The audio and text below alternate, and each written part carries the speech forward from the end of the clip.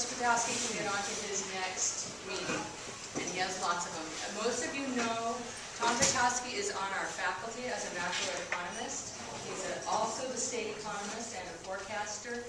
We lean on him as much as we can to come up and tell us about the state of the state, which is what he'll be doing this afternoon. He will have to run, so we won't be going until 4:30 as we usually do. Please, if you're enrolled in the seminar, stay after Professor Potiowsky has finished, though. We have a few organizational details to discuss.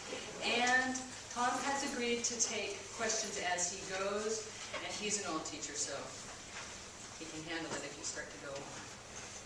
Okay. It's all yours. Okay, Thank you. Thanks, Mary. All right.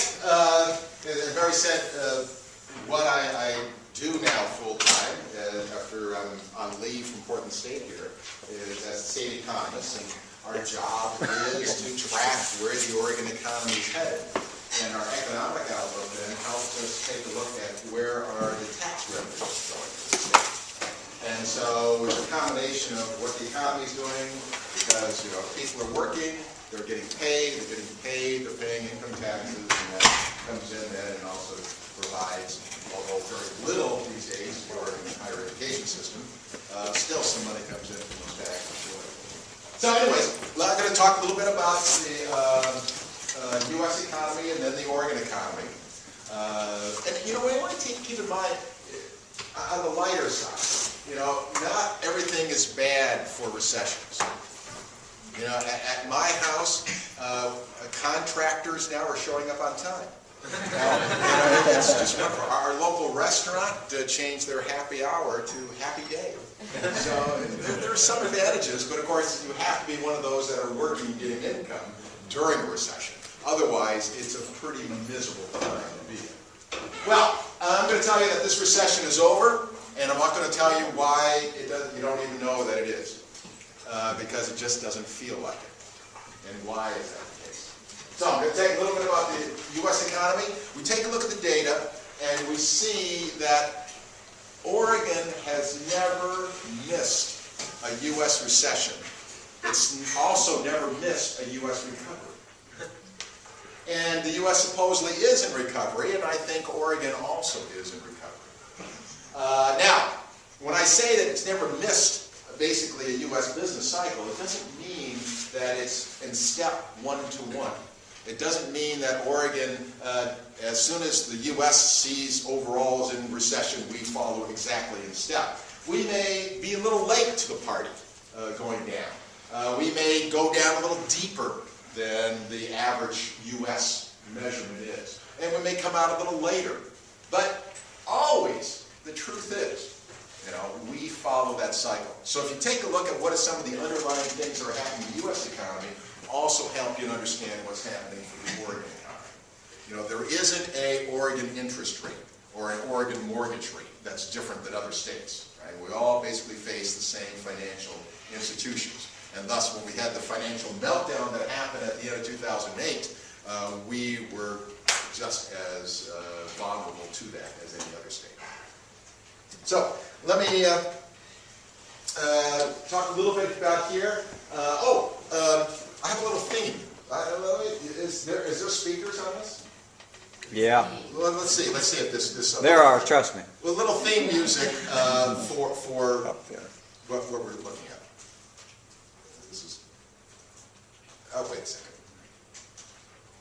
Is this a left hand? The clicker doesn't work so well. Yes, I see that. Does anybody use this room or one like it? I can go get you a mouse real fast. It's not that important. It's just a cute thing, actually. Well, it's not clicking. Cute is important. And I'm not going to sing it. But it's a song that was basically the title of an old 1964 cult classic called I've Been Down So Long It Looks Like Up to Me by Richard Farina. And then it was made into a song by Nancy Sinatra and Lee Hazelwood that is absolutely awful. And that was the one I was going to play for you. But the Doors have a song of that same venue, which is much, much better, but you have to pay for that to download. Nancy Sinatra, you can download anything for free. But not the Doors. So anyways, that's the thing. And we've been down so long, it looks like up to me. And it is. And the problem is that we're still looking up, and that we're down this pit in the bottom of the recession. We're turning up, and it just doesn't quite feel like any sort of recovery yet, because things are, in a relative sense, down into the pit. But we're starting to climb out of it, and that's the good news. And unfortunately, it's going to be a long climb. So after financial crises, we look at the data. It has generally been a long time of recovery following financial crises. And this was a doozer of a one that we just went through. What's happening right now with fading fiscal stimulus and inventory cycles? The federal stimulus money, about $787 billion, a good half of that is probably already spent and out there. And so any sort of movement we've seen that helps boost up the economy is now there. And we're not going to get a further boost from this. All it's going to be basically is being able to keep that same level of aspect of helping the economy out. But it also will wane as we get into 2011. The inventory cycle, a lot of businesses, and kind of odd this time around, this recovery, it's almost like as if manufacturing is picking up better than the service sector, which is very unusual.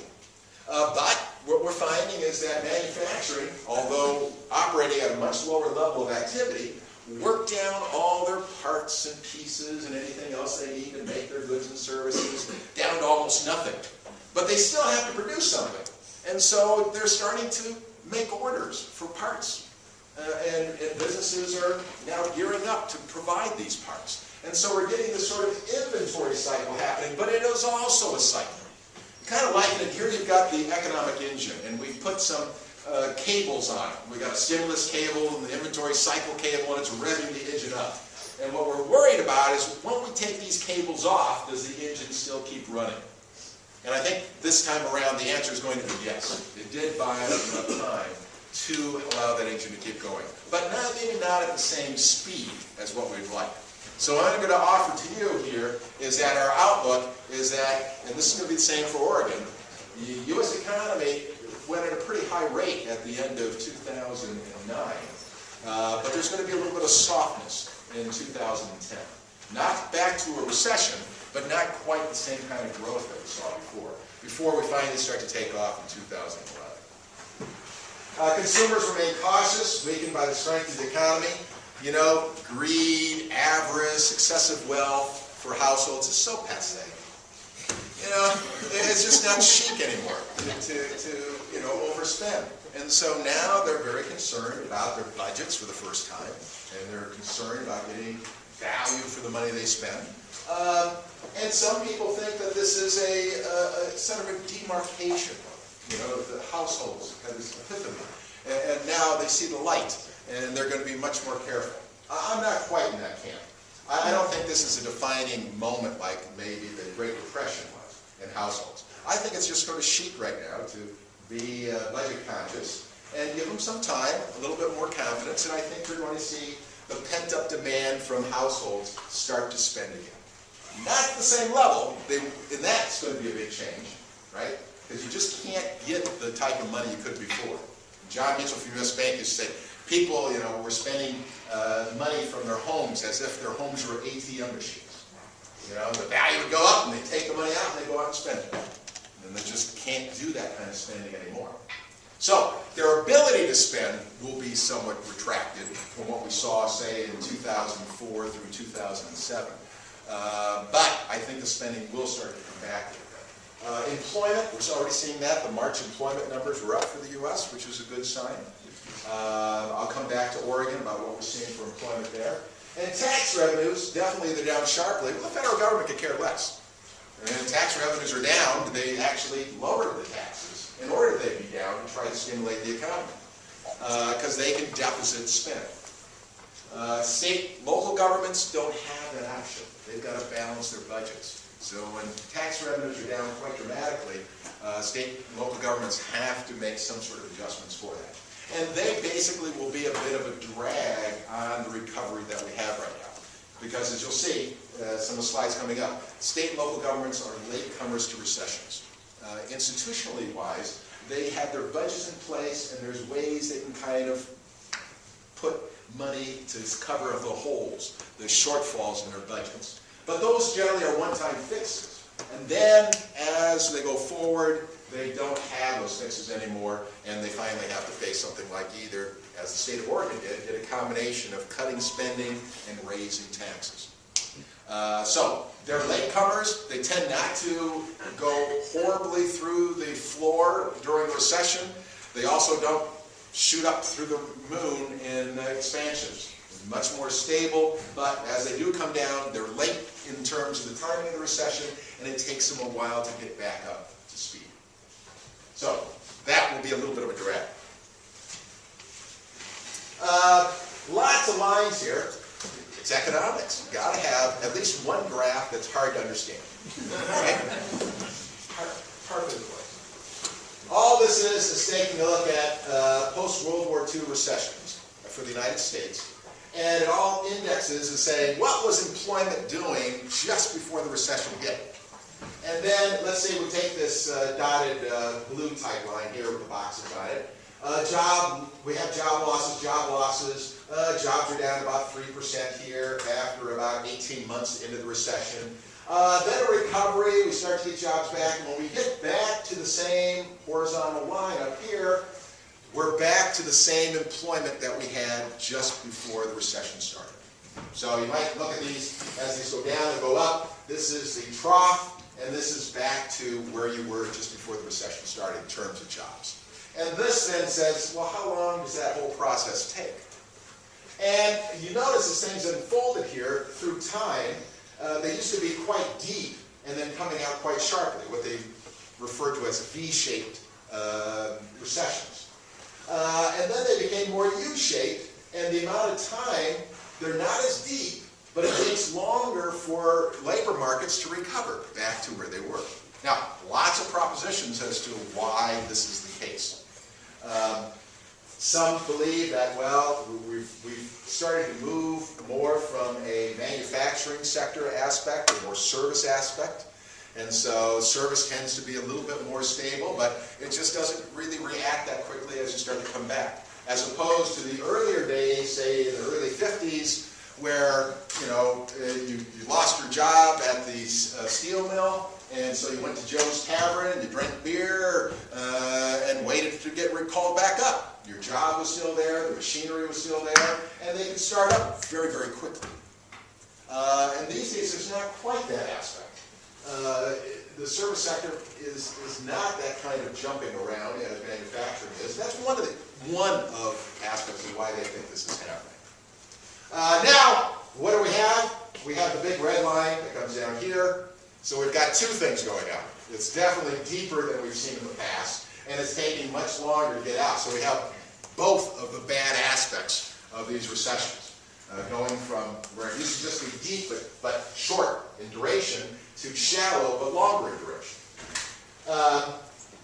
And we're probably on this bottom fishing expedition right now, where we're finally, I think, March numbers, as I said, we're up, and we hope that's going to be a positive trend for the U.S. going forward. But you're looking at a good 60 months in this estimate, which is 5 years, just for the level of employment to get back to where it was before.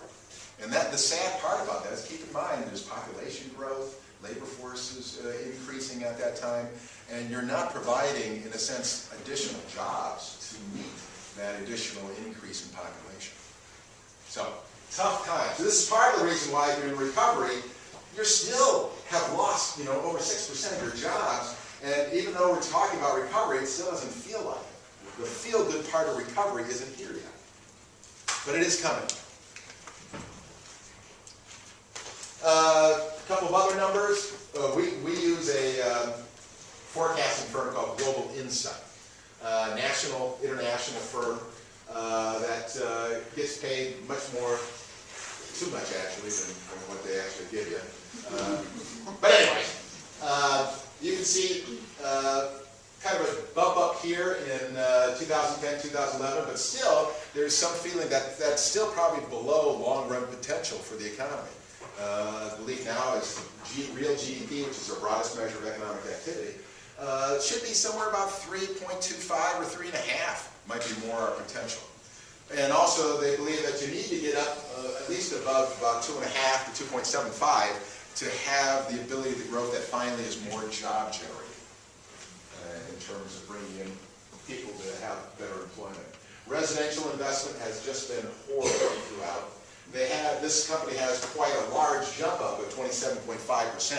But if you take a look at what the level is for residential investment, look at these 3 years. I mean, you can go up 27.5%. Now you got the low base problem. You got a really low number. Housing starts in the U.S. around to where they were around World War II. And 27.5%, you won't even get close in 2011 yet to where long-run sort of historical average is.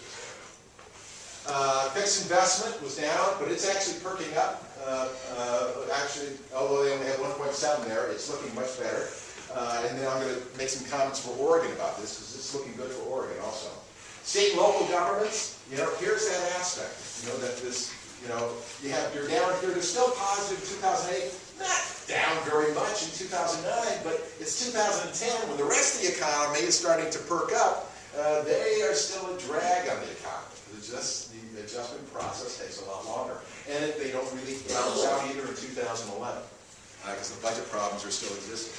As an example, for the state of Oregon, it's estimated that somewhere in the order of maybe about $2 billion was used in this biennium of one-time money to meet the budget.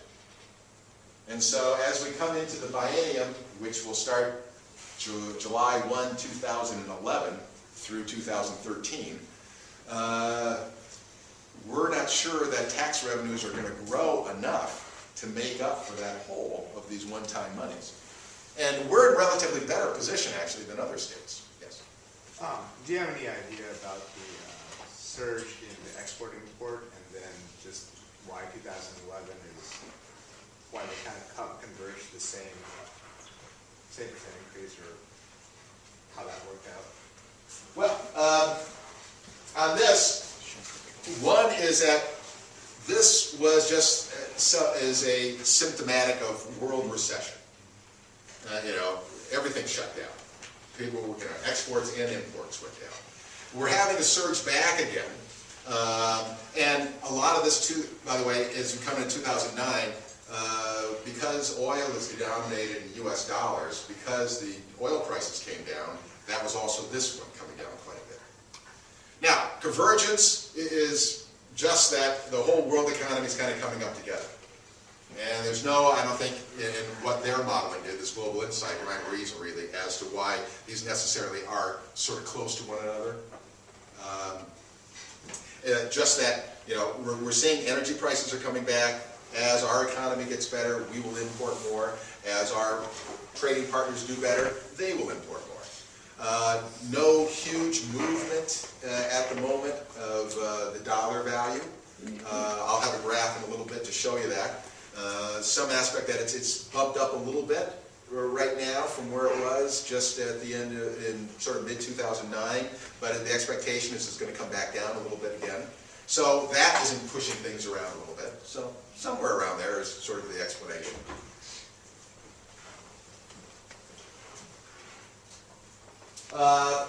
Industrial production, payrolls. See, this is still down here. This is this jobless recovery aspect. Is this going to take a while to pull that job markets up?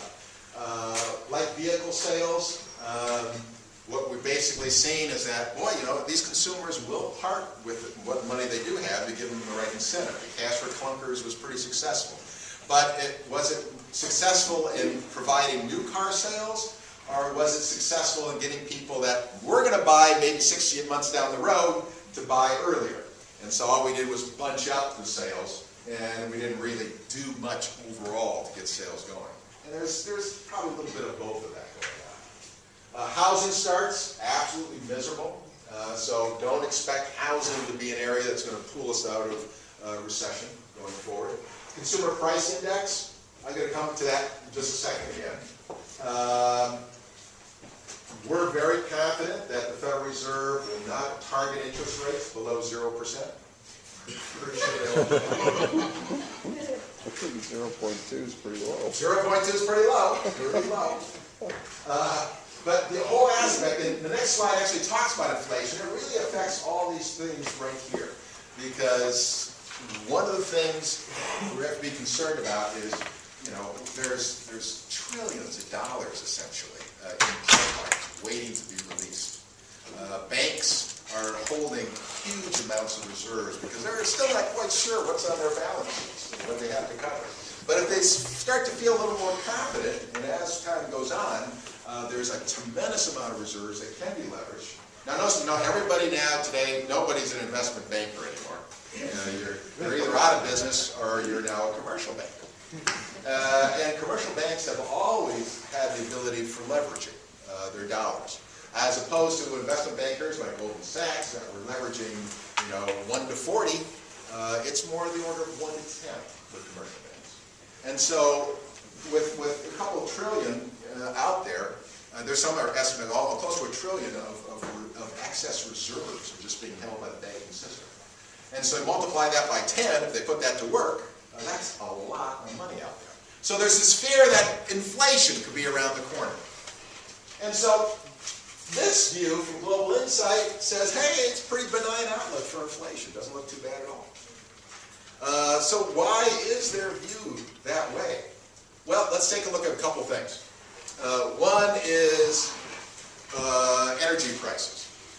Energy prices have come down, but boy, just recently, you take a look, barrel of oil creeping back up, starting to approach maybe even $90 a barrel. Still a far cry from about $150 a barrel we had in the summer of 2008. But think about 2008, why wasn't there this widespread inflation? We didn't see it. And we had really, in real terms, and when we looked at the price of the oil products in December 2008, they were above what they were back in the early 1980s. And so why wasn't that huge inflation happening?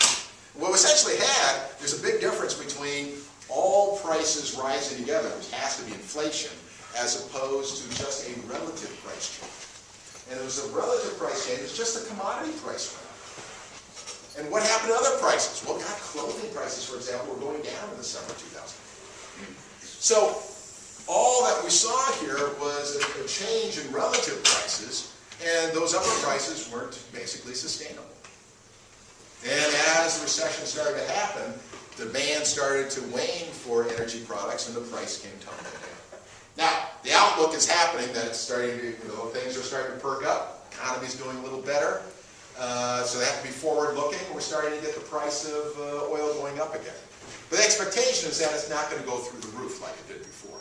And so far, one component hasn't been able to come to the table to also get a higher price, and that is labor. And unless labor can really come to the table and get higher wages and salaries, it is difficult for inflation to be sustained. Right? Now, when I say that, I don't want anyone to get the impression that says, well, so it's labor's fault that if they get higher wages, then we just get higher inflation, and there's a problem for the economy. And I don't mean it in that sense. The way I'm describing it is that, in order for higher prices to exist, people have to have the wherewithal to be able to afford those higher prices. So and labor should, if prices are high and their living standards go down, they should try to get higher wages. That's a natural thing that should happen. Unfortunately, you can get what's called a cost-push type inflation, and then as the prices of labor go up, businesses pass on the higher prices, and you get a spiraling up. It's not the fault of labor. Yeah. Why don't they expect oil prices to spike higher? Part of it is that the question was, why don't they expect oil prices to spike higher? They think that that's really a speculative nature that was involved in 2008. That sort of Ponzi game is over. And that you're not going to, people won't do that kind of same speculation as they did before. Other aspects that are happening, interestingly enough, this may sound strange, but they are finding more oil out there. The biggest bottleneck at the moment is refinery capacity, but that probably will also change a little bit. And the technology has gotten a little better also. And so, we're looking at sand oil, shale oil. There's lots of sources that are out there. So there's some feeling that, and with also the alternative energies coming in, that alleviates a little bit of the demand push that was on oil before. So, not to say that it's not going to go to $100 or $120, it can creep up there over time. And I think as you look out into the future, you get out to 2015, 2020, you could have it there. But not the type of short-term, heck, in 2 months, all of a sudden, it goes up, close to $100 from where it was today. I don't think you'll see that. Okay, so this is the threat from inflation. I don't think is with us right now, at least this year and through 2011. But if the prices pressure do go up, and labor does say, look, I just can't take much more of this, and they are able to get higher wages and salaries, then you could see inflation taking off. So, the Federal Reserve, in terms of interest rates, they're pretty much having the same view, so I don't think they're in any hurry to raise interest rates. And here they've got the problem. You have the ship was going down, and you pull out everything and you throw everything in the kitchen sink at it to try to keep it alive. And you didn't worry at all of what was the consequences of all these policies after the fact, because the most important thing was survival. So now we pretty much, I think, have survival. Now we have to face what are the unintended consequences of these policies. And one of them is the possibility of higher inflation. So the Federal Reserve has another dance that it has to do, which is how do you raise interest rates to try to keep inflation in check, do that rise by the right amount at the right time so that you don't choke off the recovery. Yes? That would be kind of like what happened in Japan, where all of a sudden it tanked because they just bumped the interest rates just at the wrong moment, when everything was climbing in 1990. Yeah. And the Fed has done this in history before. The nice thing about it is the Great Depression taught us many things. During the Great Depression, the Federal Reserve, they were worried about inflation happening, and they increased reserve requirements to soak up the excess reserves. They thought, boy, then once they were released, there'd be a big inflation. And what did the banks do at the time? Well, that was a cushion to them. So they increased their reserves on top of it, so they still had excess reserves, and that slowed down the whole system and really kept the recovery not happening during the 1930s. But the problem is, what we know, the way to describe it is, we're really good right now of knowing what not to do in terms of hurting the economy. We still are a little unclear of what we should do to help the economy. What are the right policies we fight what right amount? Tom, wouldn't you say that wage increases are awfully far out in the future with the kind of unemployment that we have to expect with the Exactly. forecast that we have? Exactly. And I mean, with excess supply of labor out there, those are going to keep the wages in check. And still, internationally, we'll keep things in check. The falling of the value of the dollar helps our exports out quite a bit, and that takes a little bit of pressure off of domestic businesses in the U.S. But still, I think it's going to be a while before we start to see wages and salaries rise by any amount. By the way, again, just to counter on this, but what if prices do go up and labor isn't able to get higher wages and salaries? What happens? Real wage goes down. Real wage goes down, and you essentially fall back into recession because the spending won't be able to happen. Okay, so there was a hand, I'm sorry. Go ahead. You actually just addressed what I was going to ask, was what is expectations of the real wage for the next few years? Well, actually the aspect of it is pretty constant, is for the real wage. Not really a rise or a fall in it. Generally, when we do get some recoveries, it does tend to bump up a little bit. But depending, and I take that in the aggregate. There's going to be income classifications that won't bump up. There's going to be more on the higher end that we'll see the bump up first.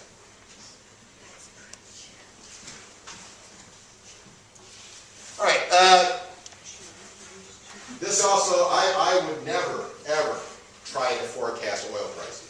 I think that's just insane to even try to do that. So we use these people, and I think they're insane to do it. But you can see the big spike in the oil prices, the red line. It's coming back up. These are quarterly numbers, so they're sort of average. But I think as this Global Insight goes back and takes a look at what happened to oil prices, notice this average is only going up to 80 here, and we're already up to 88. We've been doing that for at least 2 weeks. So possibly they'll have to raise that up again. But still, their outlook is not too bad as world's recovering. Natural gas prices are looking very good.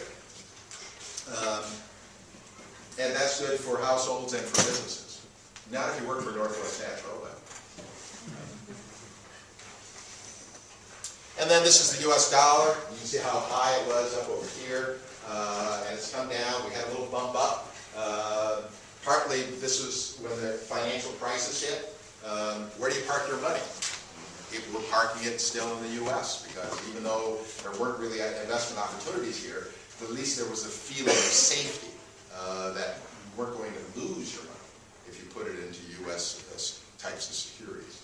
So that bumped the dollar up a little bit. It's been staying up a little bit here. These people believe still the forces are at work, that it probably should still come down. China is finally talking about restarting their appreciation for the renminbi. So that, I think, is not going to be anything to choke off our exports, which are actually growing very strong right now. And that's good for Oregon.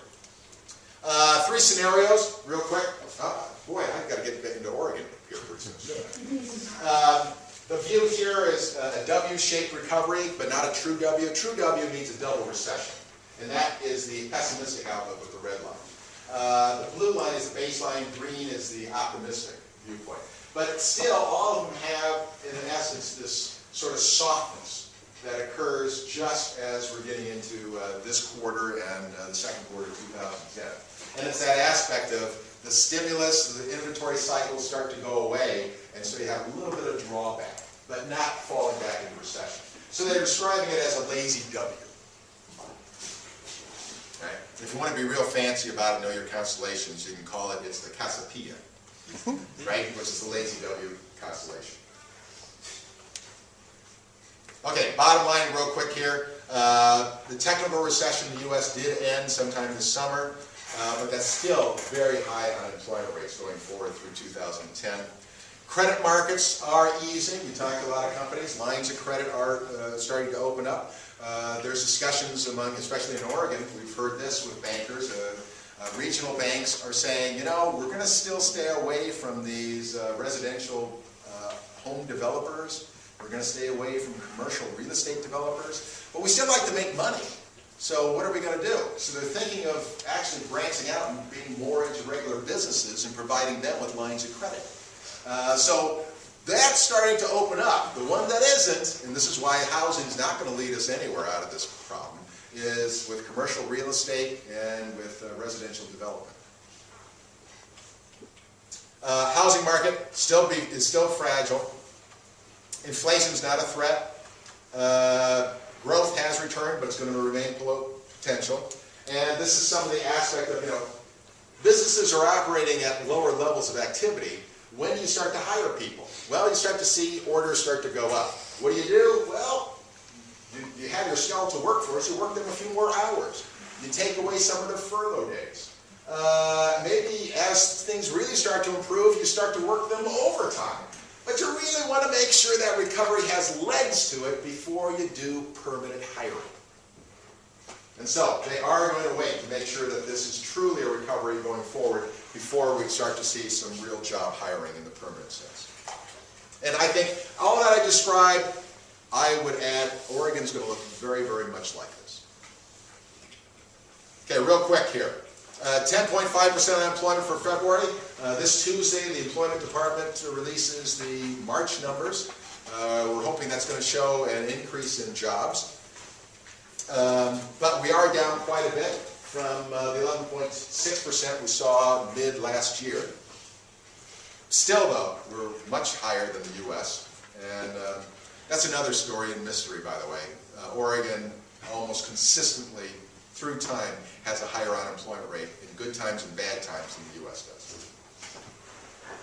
35th fastest job growth. It's kind of an odd way to say it, but you've got to put a positive spin on it. Actually, it's easier to talk about this. We used to be 45th fastest job growth, which means we're the 6th slowest. Now we're the 16th slowest. But we're improving in a relative sense relative to the states. There's only 2 states, by the way, in the same measurement, February over February, that had positive growth. Alaska and North Dakota. And to me, that's not enough. I live in Alaska, but it's not enough reason to live in North Dakota. Non-farm employment drop. That's a pretty good sized drop. But the aspect here is, look, if I just showed you this number, 3,250, that was the average loss per month for 6 months running. That's horrible news. But everything is relative. And that's actually good news relative to have lost over 10,000 per month at a 6-month basis at the first 6 months of 2009. So things are moving. January was, since February of 2008, January was our first monthly increase, seasonally adjusted, in overall total non-farm employment in Oregon of 1,200 jobs. February, seasonally adjusted, we lost 1,200 jobs. Exactly the same. So we're doing this, like I said, sort of bottom fishing right now. But I think we're at that turning point going forward. Personal income growth is still down year over year, but this is a much smaller number than we saw before. And actually, it's up positively on an annualized basis in the 3rd quarter, which is good news.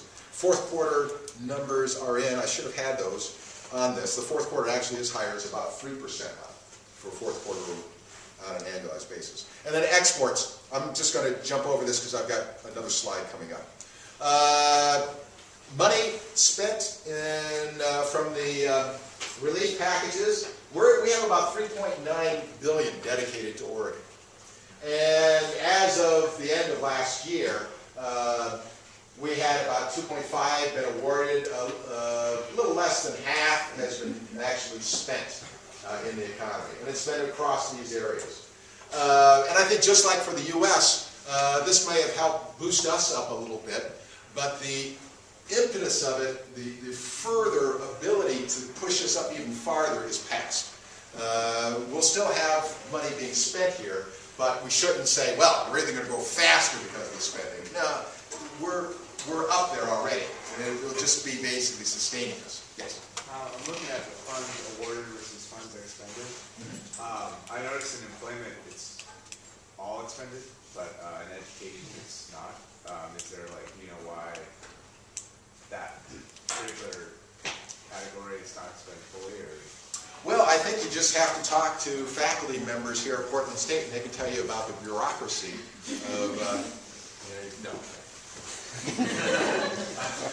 I can't. Exactly what this is. A lot of this is, too, with some long-run planning.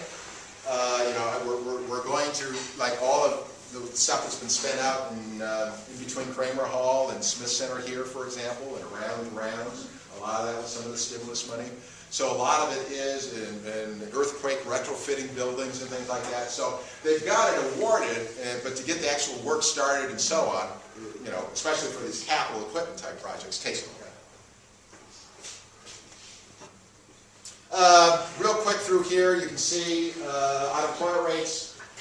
Portland metro area has the lowest rate of the regions we've broken out here, and that's a good sign.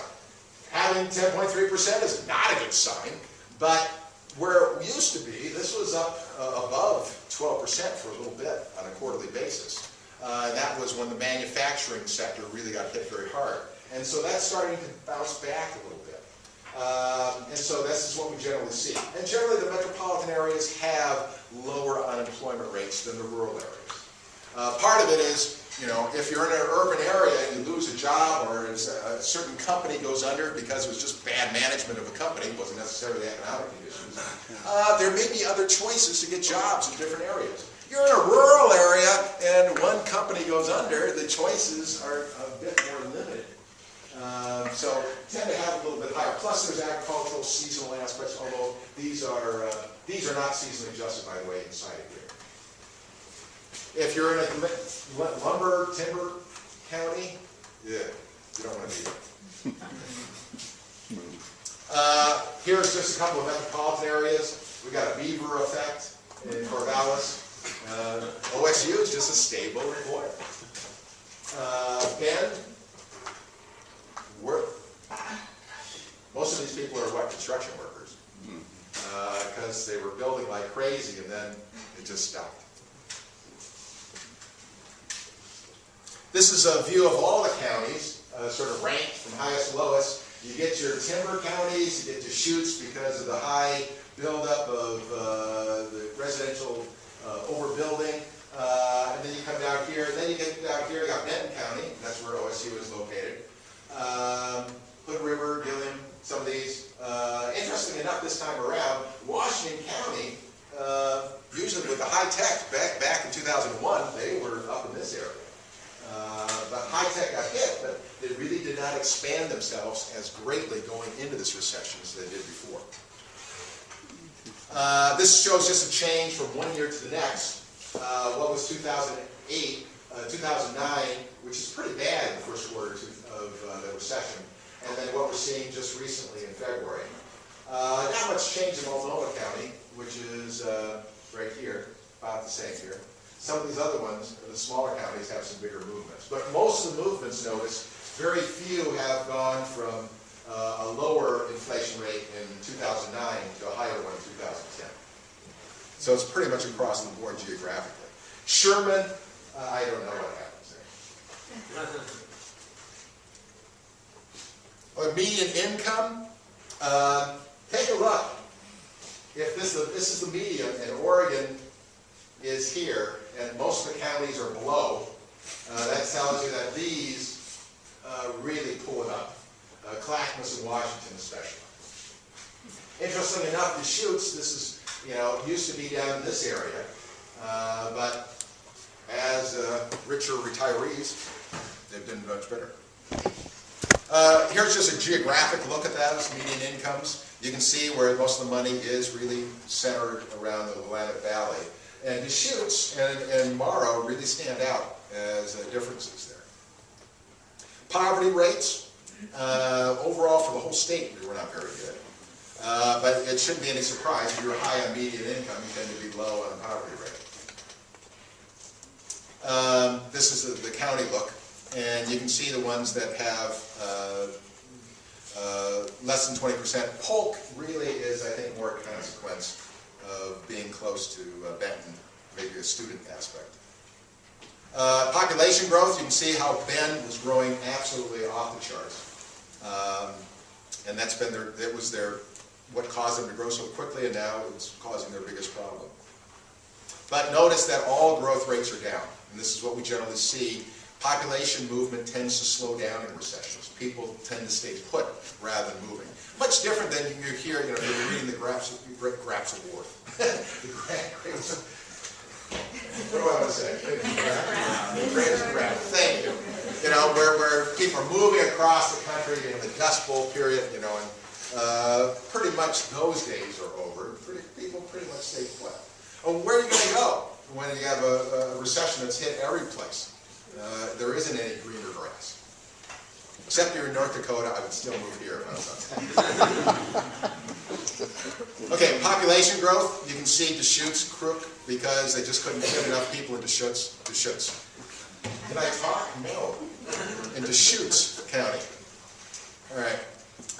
Another geographic depiction. And then elderly, the young and the restless, as Joe Cartwright is a local economist, it says, that's bringing the people into this area. Educated people, and you know, you get the most qualified person giving you your coffee you'll find anywhere else in the world. But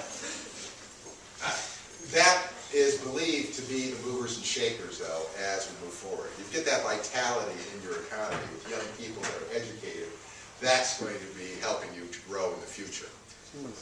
And then you can see that your southern coast here, Curry County, Tillamook, retirees really coming in those areas. Interesting enough, you always think of Deschutes as the county that has lots of retirees, and they're over here. And what you do have retirees, but you tend to have the late 40s, early 50s retirees going to Deschutes. Another pictorial of that. All right, let's get back into Oregon real quick here. Let me finish up. This recession that we have for the U.S., they're talking about this being called the Great Recession. They're not calling it a depression because no one in any administration would ever admit that there would be a depression while they were in office. So they call it the Great Recession. And it really isn't really a depression proportions. But it's the worst downturn we've had since those 1930s period. For Oregon, I would say this was our Great Recession, was 80-82. Job loss is expected to be greater just by numbers, but look at the percentage, 11.5 relative to 8.6. So I think that really is our period. And then you saw that other chart that I described to you before, so you'll understand this one.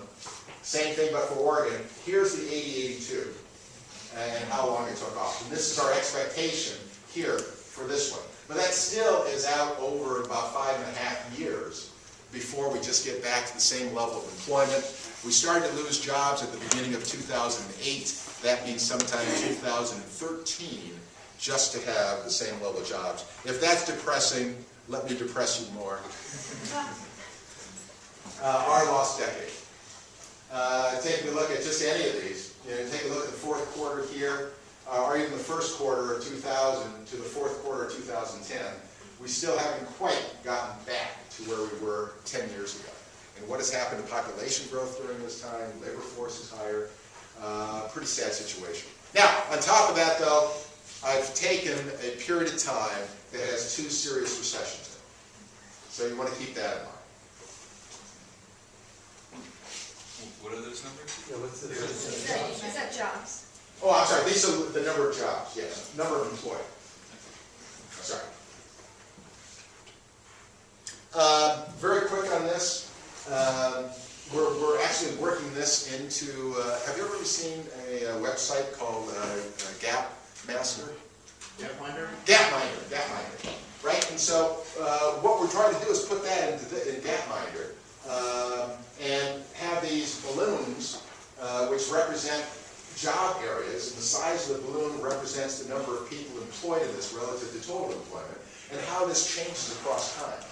And this whole demarcation is, horizontally, it's year-over-year changes, and vertically is what's happened in the most recent quarter on an annualized basis. So all these balloons in 2005 were way up here. They were positive. They were growing over the year. They grew in the most recent quarter. Then they start going clockwise. They start falling into here. They still have positive growth year over year, but they had their initial drop of jobs. Then they really get into here badly. And what we're seeing now is that these are starting to move clockwise back up in this area. So they're still down year over year, but their most recent data says that you added some jobs. And it's really neat once you get it into the movie sense. And unfortunately, we're still trying to figure out some way not to be hooked into the internet to have to show it. And we can show it just on a PowerPoint aspect. But we haven't gotten the animation down yet. Anyways, you should be surprised. Construction's down here. Wood products is so bad we left it off the chart. So it's somewhere down over here.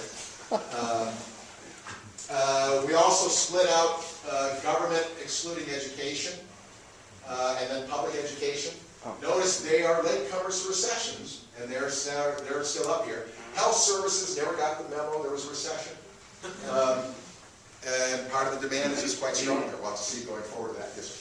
What's educational services down there? That's private educational services. All right.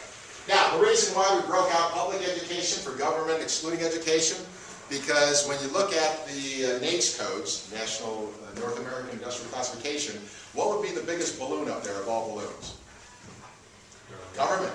Because everything else, manufacturing's broken apart, service is broken apart, and government's this big lump.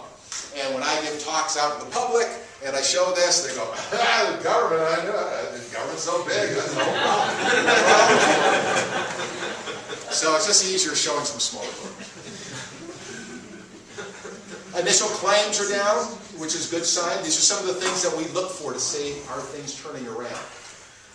Housing starts. We've got some huge growth here, but we have a small base problem. Housing starts way down here. I can have over 20% growth, and I still don't get housing starts back to some sort of somewhere around between 20 and 15 until 2013, 2014. So even with a bounce back like that, it doesn't do much. We use a forecasting service, and this is sort of a lesson to you that you don't necessarily want to use a forecasting service when you think they're not right. They have, the U.S. is the blue. This is what they think is happening with the blue. They also come up with an Oregon forecast, which they think Oregon's even going to go stronger than the U.S. For us, our forecast, the purple was our original one, just 2 quarters ago. And then our December forecast is the red. So it just bumped up a little bit because we saw housing starts go up just a little. Why the difference? Well, we believe that the forecasting service uses a simple, probably single equation regression model to do this. And if you take a look, what did Oregon do relative to the U.S. back here? And oh, well, it was slow here, definitely, but then it really popped up. Here it's definitely popping up. It's popping up even a little better here. If you just took a look at the data and you threw it in a regression and we're relating it to what you think the U.S. is, yeah, it would be stronger. But, if only history always repeated itself, but it doesn't. So our view is that given that people can't get loans, I've said this before, it's really tough out there. To get a mortgage, you actually have to show a source of income today. A lot tougher than it was before. And also, who's going to loan a developer to build the homes to begin with? So it's just going to be, we think, very slow coming out of there. So you don't always go with the forecast. These are building permits, just to show you that it's across the board here. These are across all the counties, are in pretty bad shape. Oh, God. Building permits are down, as you can see, but notice how they've squeezed here. The light color represents multifamily building, and it's really just basically shut down. And part of it is, one, is no one's going to lend any money to a developer to put up apartments, for one. And then second, everything that used to be single-family residence now basically is in the rental market, whether it be condos, single residences. So the choices of what used to be considered multifamily are a lot bigger now, too. Okay, mortgage loans, very quickly on this. We're actually looking pretty good overall in the nation. Our foreclosure rates have gone up pretty dramatically, but relative to a lot of other states, we're ranking pretty good here. Our problem with foreclosures was not so much that we had a whole slew of subprime mortgages that were out there and huge speculation in housing and huge overbuilding. It's tough to overbuild in Portland when you have urban growth boundaries. It's just tough to do, no matter how badly you want to do it, you just can't. Our big problem correction became because of the recession, and that's where our foreclosures are coming from mostly, not because of bad subprime mortgages where people are underwater. Housing prices, you can see we didn't correct as much, but we're starting to settle out, as are the poster childs of the housing debacle. Arizona, Nevada, and California. Bend, huge run-up. Likewise, they have to have a huge correction, as you can see from the red line. Medford following California, getting into the trouble a little bit earlier. But we also had a housing bubble here too, house price bubble. We do our own Oregon index, leading indicator model, basically following the same methodology as the U.S. leading economic indicator. Tim Dewey, professor at the University of Oregon, has an index also very similar to this. The Philadelphia Federal Reserve has a coincident index for states. All of them are showing the same thing, this sort of turnaround that occurred. We use this for turning points. We don't use it for some aspect of strength or weakness in the economy. So I don't translate this and say, look how fast this has gone up, so we're going to really grow fast. No, it's just more an indication that, no, we've turned the corner. And notice this employment losses are still losses coming up here on this gray line. And I don't have time to go into describe what are all the components of that model. Oregon exports doing very, very well. They've been up, they're doing well relative to where they were in the first quarter of 2009.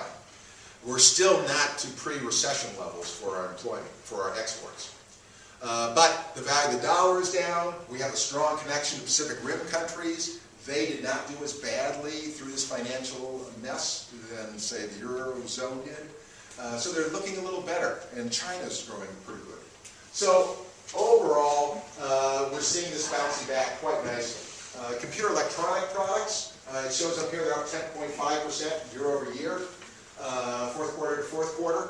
From the first quarter of 2009, they're up over 60%. So they really fell quite a bit, but they're bouncing back quite nicely. What's the big increase in agricultural exports? I don't know what particular item in agricultural exports this is responsible for. These, mostly, by the way, these are generally processed foods, rather than straight wheat, things like that. And that's where the dollar value is. Here's breaks those down a little bit, and you can see the dollar value of computer electronic products just dominates all the other aspects. But all of them pretty much have a little bit of a turn up.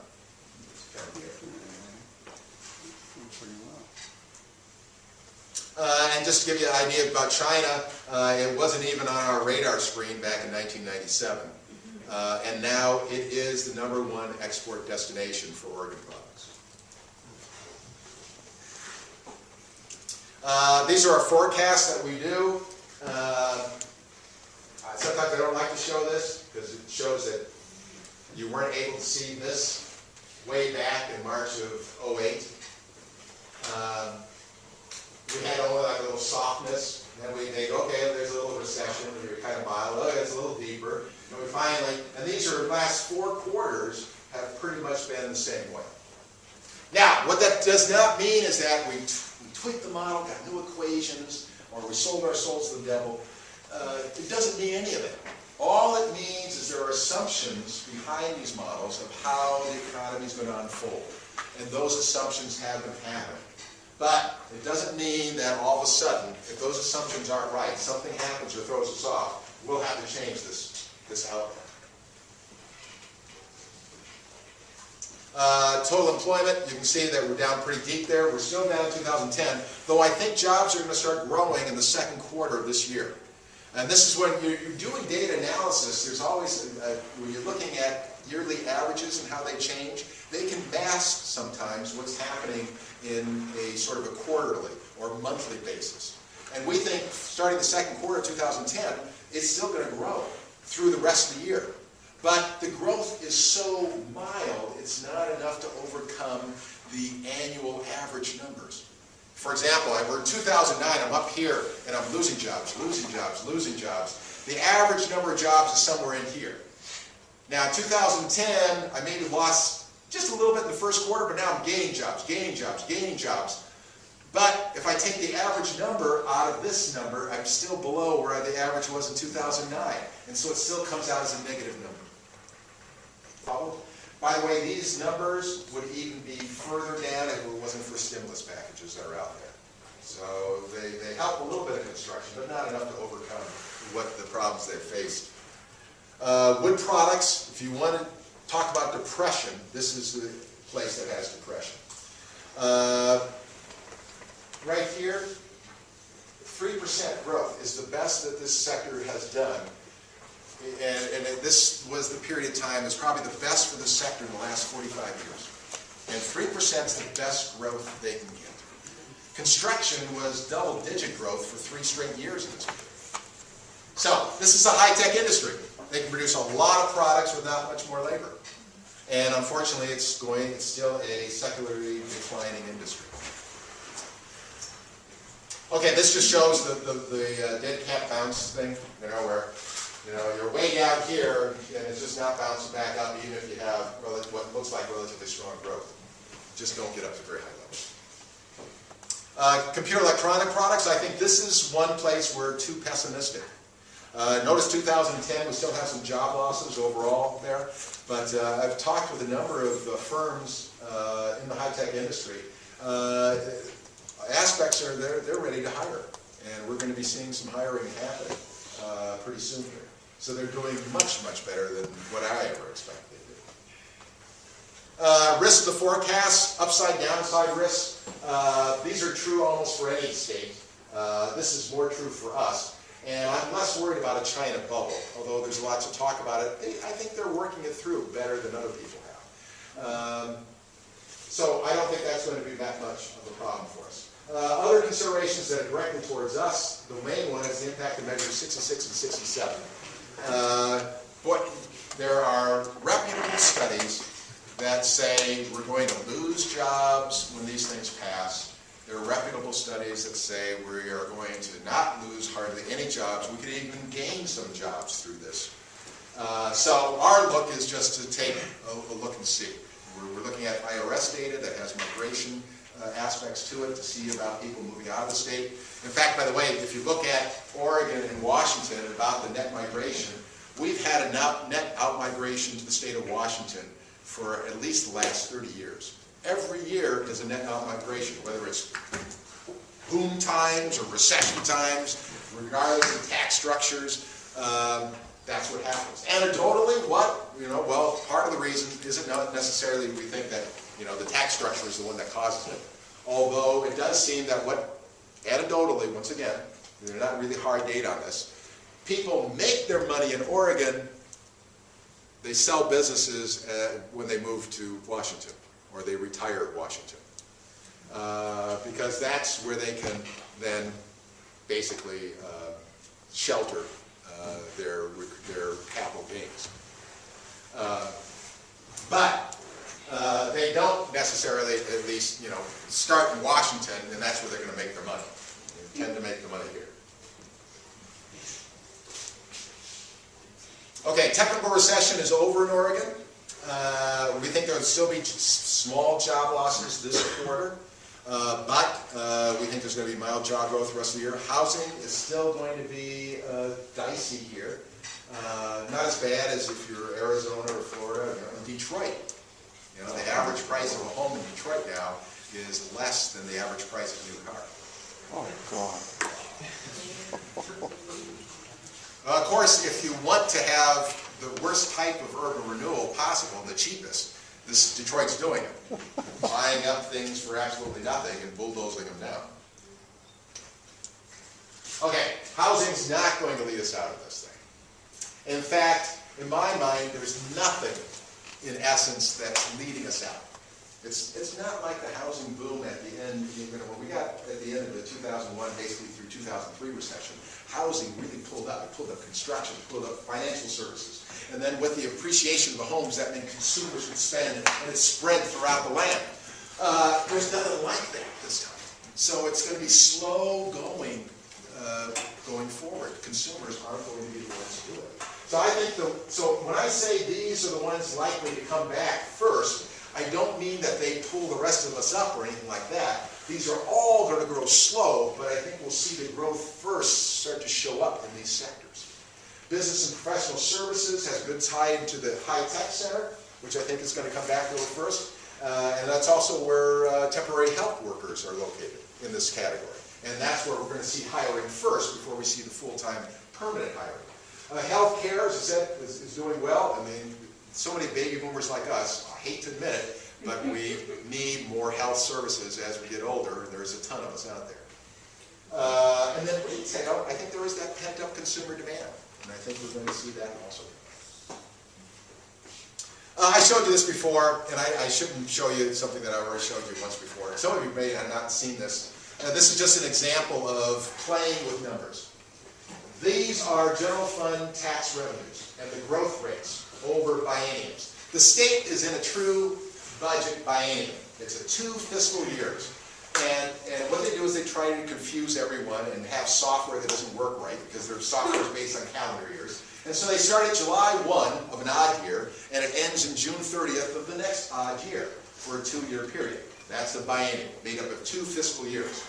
And so you take a look through here and say, yeah, we knew things were bad back here in 2001. Remember, Doonesbury, you know, the public schools closing, that kind of stuff. But look at here. Well, that's bad, and that's bad, but, you know, what's the problem? You know, there isn't any problem. So what we did is we just took the numbers and said, hey, why do fiscal years have to be, you know, odd year to odd year? Let's have the biennium be even year to even year. Rearrange the fiscal years and rearrange them. So if you rearrange the fiscal years, you get this. No problem back here, right? But look at this, down 13.4%. You know, and the problem is that with the data, the recession back in 2001, 2003 centered on that whole biennium. This one straddles 2 bienniums. It hit and they had to make adjustments in the 07 to 09, and now we presently are in the 2009-2011 biennium, and we had to make adjustments here. So, just, you know, the story you want to tell, you just have to change the numbers around. I didn't get it. Right. All right, so we can take a couple of questions. By the way, I am a whitewater kayaker. Unfortunately, this isn't good. Yes? You said earlier that since the Great Depression, we've learned a great deal about what not to do, but not so much about what we ought to do. And just to sort of take this a little bit on an academic track, what do you think that says about the state of macro theory as an economics? That we're honest?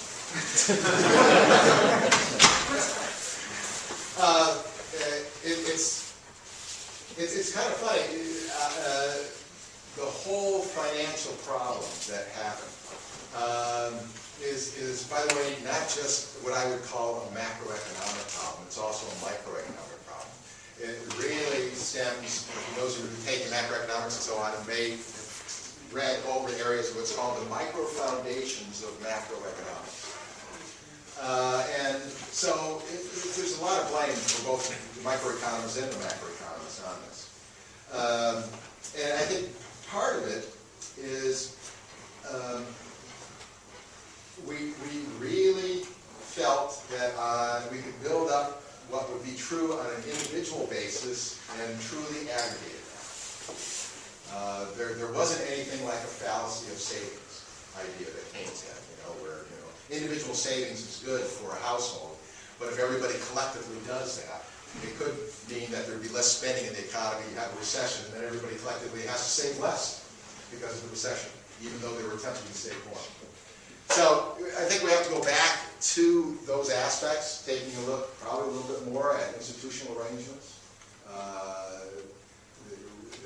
I think rational expectations is somewhat true, but not as true as we were making it out to be. I would not throw away demand and supply at all. I think it's a very powerful tool. But I think just a reassessment of especially how institutional-wise, things like the Federal Reserve, financial systems and so on, how they operate in a whole macroeconomic system has to be reviewed. As opposed to, we have to look at institutions rather than agents. That was our fancy way we talk about individuals in economics. We came up with agents. More how you do it. Yes. Does your office publish the models and assumptions that you use? Yes, we do. Forecasting? We do. And Well, I can get that to you too. It's, I assume it's on your website? Yes. It needs to be updated, by the way. I'll warn you about that. We also have the methodology for the leading economic indicator. 17% was the last expanded unemployment rate I saw for the US. What is it for Oregon? What rate? Expanded unemployment rate? Oh, yes. Yeah, there's lots of unemployment rates out there, different levels. The one that we always hear in the press is the one that just simply takes the civilian labor force and says how many people are unemployed relative to that size. But that says those people are only unemployed because they had to be actively looking for work. And if they're actively looking for work, they are counted as unemployed.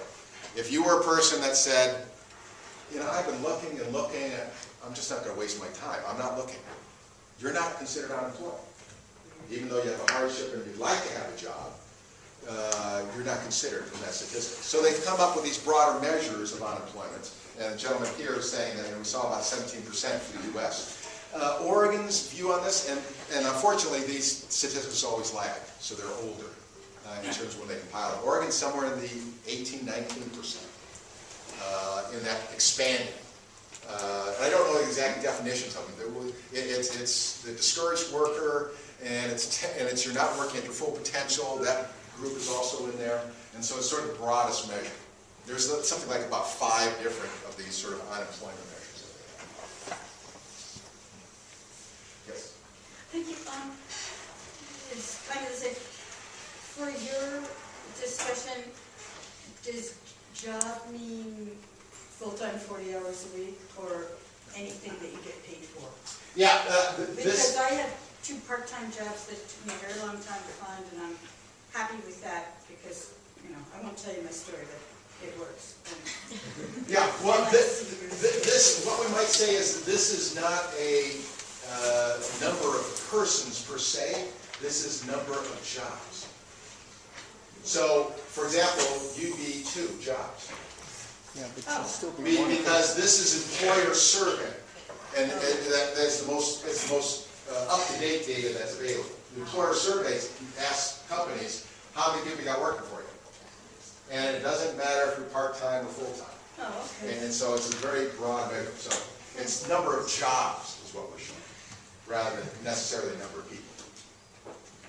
Yeah. I was wondering, if your office has looked at this idea I saw pushed around the Oregon State Bank, pushed by Bill Bradbury's campaign, and that had any effect for our economy? Well, you know, it's in North Dakota.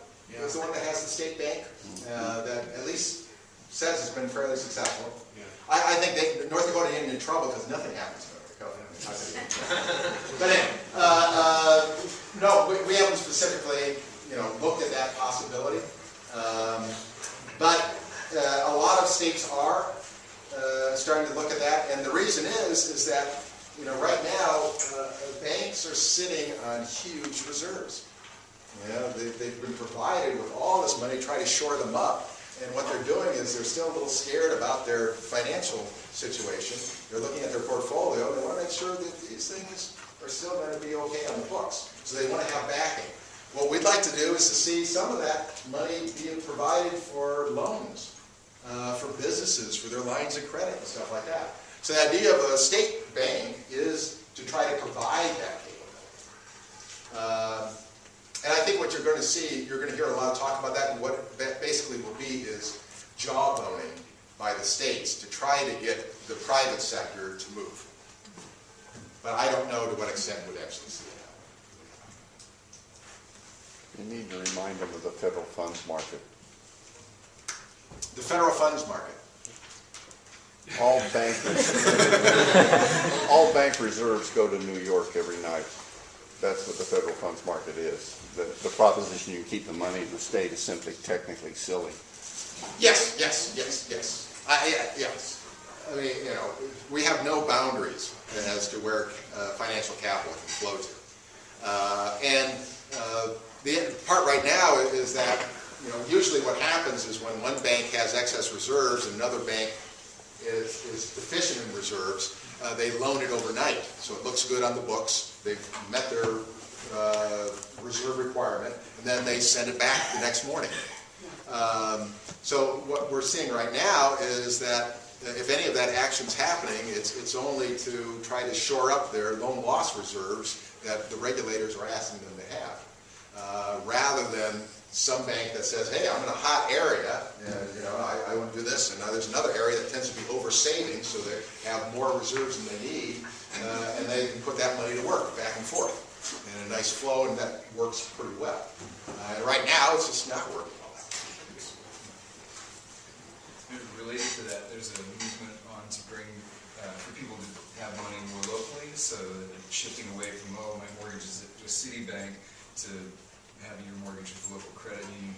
You see, would there be a real potential for that to really help the state if it became a widespread movement?